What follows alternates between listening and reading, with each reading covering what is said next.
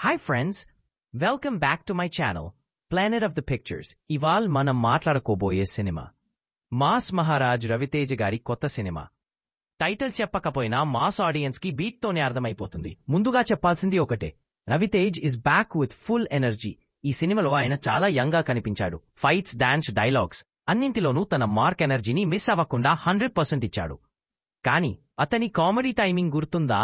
అదే ఈ సినిమాలో మిస్ అయింది. దర్శకుడు భాను భోగవరపు ఆ పాయింట్ ను సరిగ్గా యూజ్ చేయలేదు. అది ఉంటే రవితేజే ఈ సినిమాకి సూపర్ సేవియర్ అయ్యేవాడు.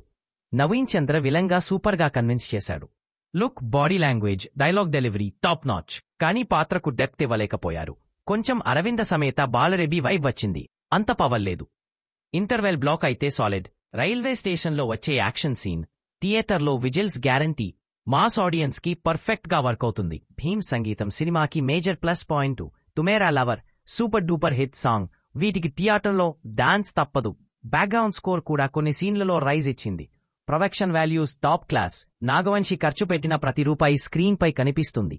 కథ బలంగా ఉన్నా ఎగ్జిక్యూషన్ ఫ్లాట్ గా ఉంది.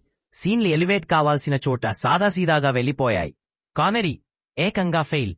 హైపర్ ఆది, చమ్మచంద్ర ఉన్నా ఒక పంచ్ కూడా పేలలేదు. రాజేంద్ర ప్రసాద్ క్యారెక్టర్ మొదట ఫన్ గా చూపించి చివర్లో సీరియస్ చేశారు, కానీ కరెక్ట్ కాలేరు. First half boring. Main point మొదలవడానికి టైం తీసుకుంది. సముద్రఖని లాంటి బలమైన నటుడిని వ్రతా చేశారు.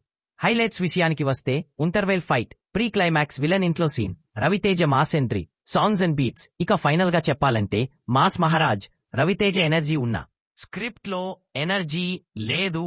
ఫ్యాన్స్ కి కొన్ని సీన్లు హైలైట్ అవుతాయి, కానీ కామన్ ఆడియన్స్ కి ఇది ఒక సాదాసీదా మాస్ ఎంటర్టైనర్ మాత్రమే. First half boring, second half లో కొంచెం మాస్ కిక్.